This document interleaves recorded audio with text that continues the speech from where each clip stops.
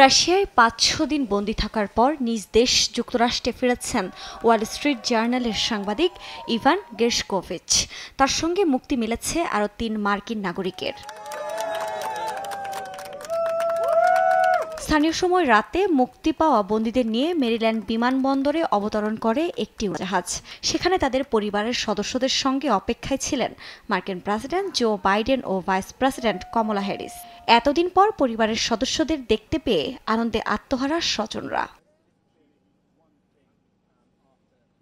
আন্তর্জাতিক একাধিক গণমাধ্যমের বরাতে জানা যায়, স্নায়ুযুদ্ধের পর রাশিয়ার সঙ্গে সবচেয়ে বড় আকারের বন্দি বিনিময় করেছে যুক্তরাষ্ট্র। তুরস্কের মধ্যস্থতায় বৃহস্পতিবার রাশিয়া, যুক্তরাষ্ট্র এবং 4টি ইউরোপীয় দেশের মধ্যে এই বন্দি বিনিময় হয়। বন্দীদের মুক্তি দিয়ে আঙ্কারার মাধ্যমে পাঠানো হয় নিজ নিজ দেশে, যেখানে রয়েছে সাংবাদিক ইভান গেরশকোভিচ সহ মোট 7 দেশের 24 বন্দী, যাদের মধ্যে রাশিয়ার 2 অপ্রাপ্তবয়স্ক সহ 10 বন্দী ছাড়াও রয়েছে যুক্তরাষ্ট্র, জার্মানি, পোল্যান্ড, নরওয়ে ও স্লোভেনিয়ার 16 জন।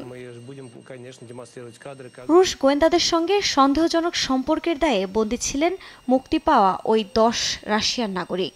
এদিকে রুশ বন্দীদের স্বাগত জানাতে রাশিয়ার প্রেসিডেন্ট ভ্লাদিমির পুতিন বৃহস্পতিবার মধ্যরাতে ভনুকোভা বিমানবন্দরে যান। এ সময় তিনি তাদের অভিনন্দন জানান এবং রাষ্ট্রীয় পুরস্কারের জন্য মনোনীত করার ঘোষণা দেন। এদিকে যুক্তরাষ্ট্রের বন্দীদের মধ্যে সবচেয়ে বেশি দিন আটক ছিলেন সে দেশের সাবেক মেরিন পল উইলান। 2018 সালে তাকে মস্কোতে গ্রেফতার করা হয়েছিল। গুপ্তচর বৃত্তির অভিযোগে 2020 সালে তাকে 16 বছরের কারাদণ্ড দেওয়া হয়। আফরিন মৌ, নিউজ ডেস্ক, দেশ টিভি।